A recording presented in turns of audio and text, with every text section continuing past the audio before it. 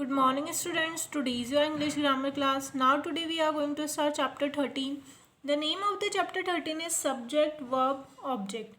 इस चैप्टर में हम पढ़ेंगे सब्जेक्ट क्या होता है, वर्ब किसको कहते हैं और ऑब्जेक्ट किसको कहते हैं. एक सेंटेंस जो होता है वो सब्जेक्ट, वर्ब और ऑब्जेक्ट से मिलकर बनता है.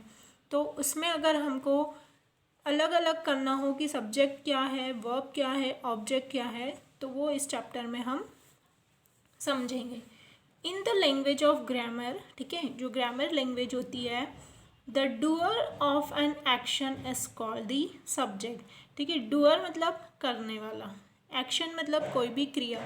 तो जो क्रिया को करने वाला होता है उसको सब्जेक्ट कहते हैं. ठीक है, वो सेंटेंस का विषय हो जाता है कि जो भी इस काम को कर रहा है वो सब्जेक्ट है.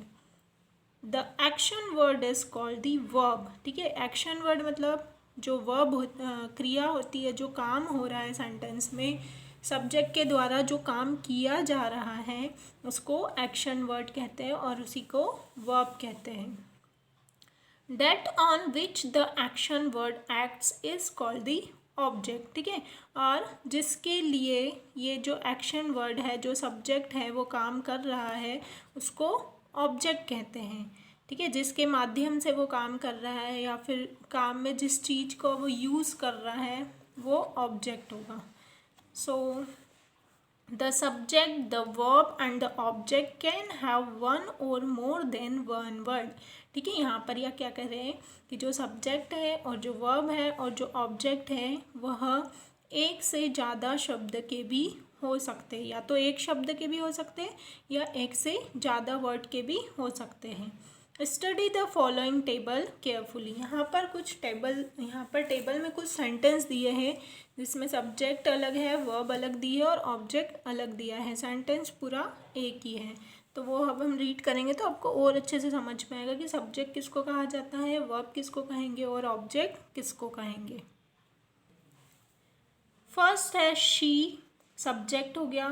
Has an apple, she has an apple है ना, इसके पास सेब है, इसके पास सेब है. तो शी क्या हो गया, सब्जेक्ट. शी कौन हो गई, लड़की. ठीक है, अपन ने क्या बोला था कि जो एक्शन करता है या फिर जिसके पास कोई चीज़ है जिसके बारे में बात हो रही है वो क्या होता है, सब्जेक्ट होता है.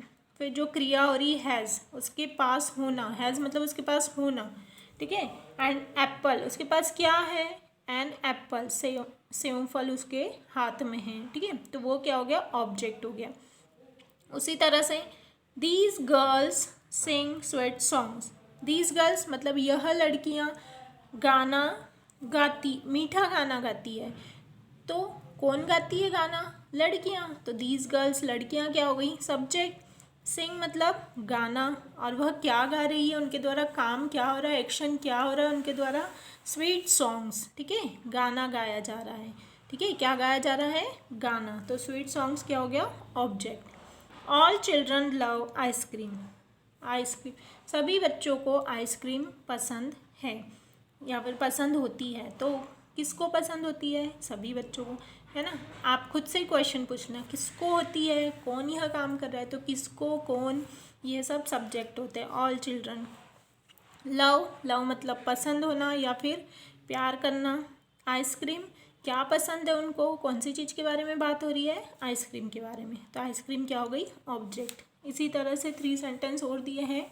The children have read Apple. तो द चिल्ड्रन सब्जेक्ट हो गया, have verb and red apples object. Miss Anupama teachers English. ठीक है, इंग्लिश, मिस अनुपमा जो है इंग्लिश पढ़ाती है.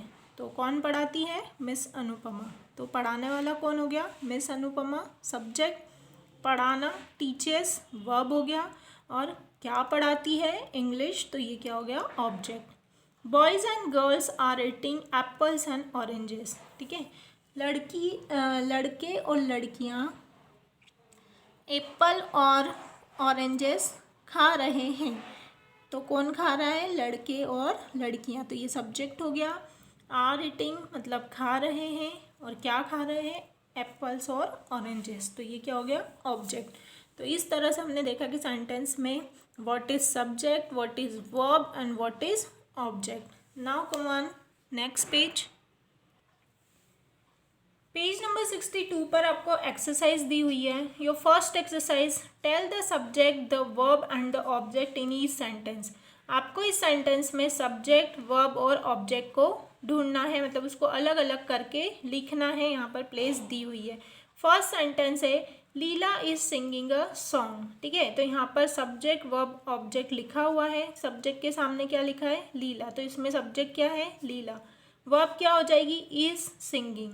ओके, और ऑब्जेक्ट क्या हो गया? A song. लीला गाना गा रही है, तो गाना कौन गा रहा है? लीला। तो उसको हमने सब्जेक्ट के सामने लिख दिया। क्या काम हो रहा है? गा रही है। ठीक है, इज सिंगिंग। और क्या गा रही है? गाना। तो क्या होगा? A song. Okay, now number 2 पर है ऑल चिल्ड्रन लव टॉयज। सभी बच्चों को खिलौने पसंद है। तो इसमें भी हमको सब्जेक्ट, वर्ब और ऑब्जेक्ट को अलग करना है। सब्जेक्ट हो जाएगा हमारा ऑल चिल्ड्रन, सभी बच्चे। वर्ब हो जाएगी लव, और ऑब्जेक्ट क्या हो जाएगा? टॉयज, खिलौने। तो आपको भी इस तरह से यहाँ पर प्लेस दी हुई है, ऐसे ही आपको आंसर इसके कंप्लीट करना है। सेंटेंस नंबर 3 है आपका my friend has a new ball. ठीक है, तो सब्जेक्ट क्या हो गया? My friend. वर्ब हो गई हैज़, ऑब्जेक्ट हो गया a new ball. Okay, number 4 पर है boys are doing their homework. तो होमवर्क कौन कर रहा है? बॉयज़। तो हमने सब्जेक्ट क्या लिख दिया? बॉयज़। वर्ब आर डूइंग मतलब कर रहा है। ऑब्जेक्ट क्या कर रहा है? देयर होमवर्क, उनके होमवर्क कर रहे हैं। जो लड़के हैं वो उनका होमवर्क कर रहे हैं। My uncle has a big house. तो सब्जेक्ट क्या हो गया? My uncle. Verb has an object a big house. मेरे अंकल के पास एक बड़ा घर है। ओके, तो घर किसके पास है? अंकल के पास। तो वो सब्जेक्ट हो गया। पास होना, हैज़ वर्ब हो गई, और ऑब्जेक्ट अ बिग हाउस क्या है? एक बड़ा घर। ठीक है, आई होप आपको सबको समझ में आ गया होगा कि किसी भी सेंटेंस में सब्जेक्ट क्या होता है, वर्ब क्या होती है और ऑब्जेक्ट क्या होता है।